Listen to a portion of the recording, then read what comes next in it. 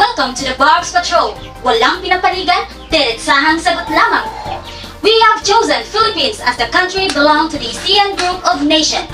And here are the 25 categories to be introduced by our patrollers. For the first 5 categories, which are the date Philippines become a member of the ASEAN, its capital city, its official currency, its exchange rate of US dollar and Philippine peso. Edelshea Atenda for the News Patrol.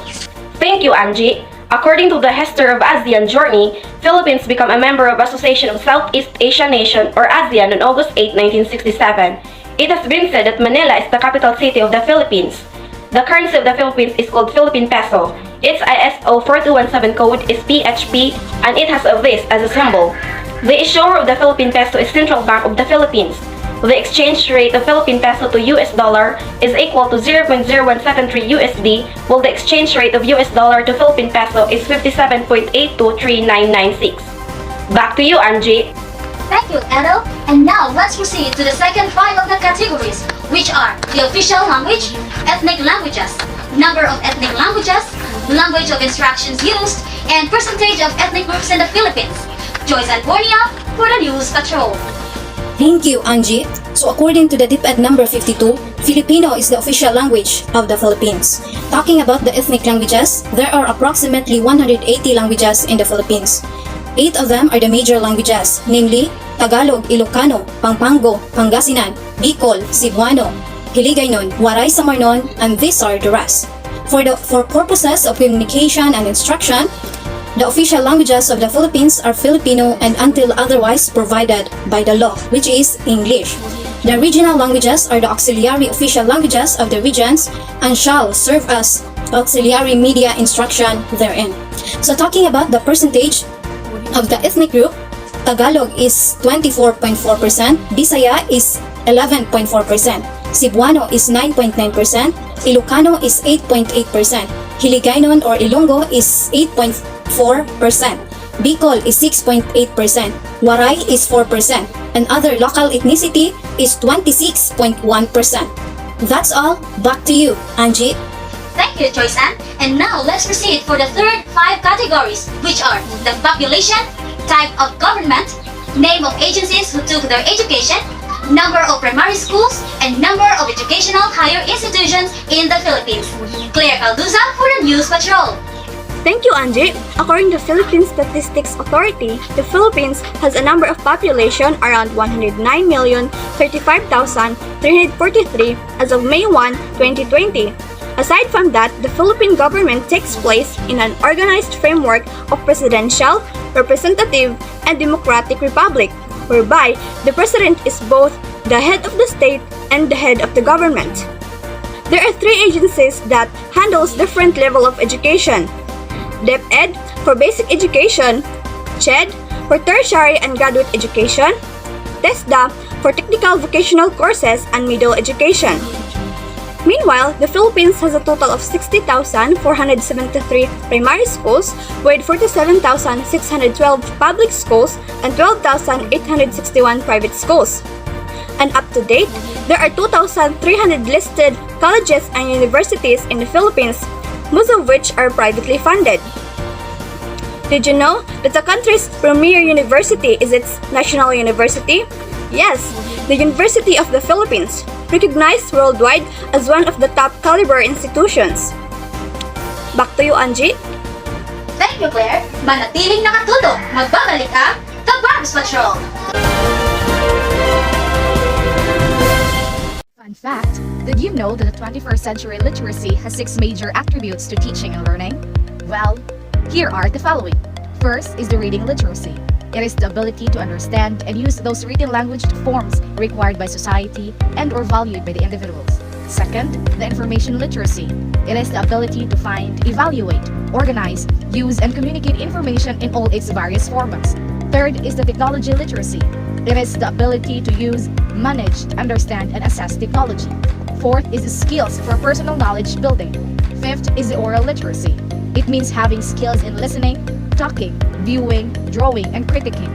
And the last but not the least is numeracy. It means understanding how math is used in real world and being able to apply it to make the best possible decision.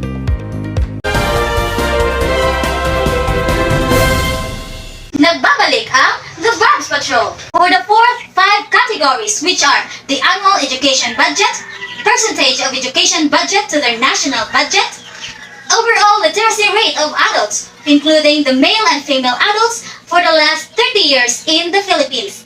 John Vincent Manuan for the News Patrol.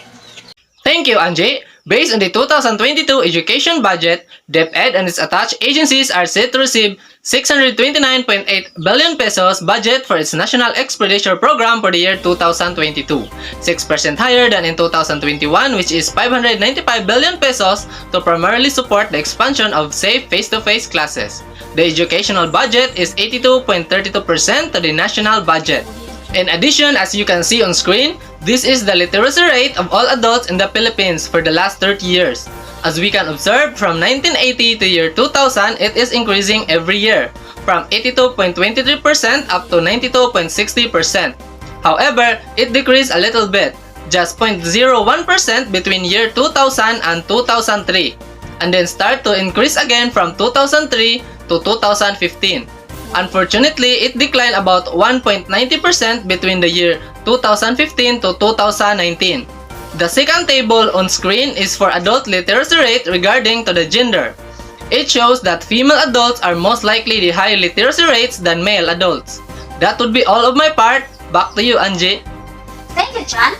And now for the last 5 categories, which are the school structure or format, length of academic calendar, teacher-to-student ratio, future plans for their education, and the top 10 universities in the Philippines. Maria Junavie for the News Patrol. Thank you, Angie. Well, according to the reliable source we took from the internet, formal education in the Philippines typically spans for 14 years and is structured in a 6+4+4 system, wherein 6 years of primary education, 4 years of secondary school education, and 4 years of higher education leading to bachelor's degree. Hence, for K-12 education system, which is basically implemented in the academic year 2013-2014, the additional 2 years has been added to our secondary years and called senior high school, which is being categorized as academic track and vocational courses. For the length of academic calendar, the Philippines education system has 200 to 220 class days, which starts from the month of September and ends in the month of July. It is just the same as before, wherein the opening of class starts from the month of June and ended in the month of March and or first week of April. For the teachers to students ratio in the Philippines, it is 1:25, wherein there is only one teacher to handle 25 students. But if we can observe in reality, this instance only become possible for private school premises, since most of the public schools still have the needs of facilities and teachers that results to the ratio of 1:60 or worse, 1:75 setups in the classroom. And for the future plans in education of the Philippines, the DepEd have the Basic Educational Development Plan 2030, wherein it consists for the plans and improving access and the quality of education, as these are the main challenge of education in the Philippines. This plan serves as a roadmap for a long-term plan for DepEd, covering all formal education from kindergarten, elementary, junior high school, senior high school, and as well as non-formal education through alternative learning system. For CHAD, they plan to have a K-12 transition program, and for TESDA, they plan to implement technical vocational or TechVo courses for K-12 program. And lastly, the top 10 universities in the Philippines are the following. First, the University of the Philippines Diliman. Second, De La Salle University Manila. Third, Ateneo de Manila University. Fourth, University of Santo Tomas. Fifth, Mindanao State University Iligan Institute of Technology. Sixth, University of San Carlos. 7. Mapua Institute of Technology. 8. Visayas State University. 9. Mindanao State University, Marawi City. 10. Central Mindanao University. Back to you, Angie. Thank you, Patrollers! At yan ang mga balitang hatid sa inyo, ang The Farms Patrol. This is Angeline Tihamo Baguio, now signing off. Thank you for listening, and once again, good afternoon.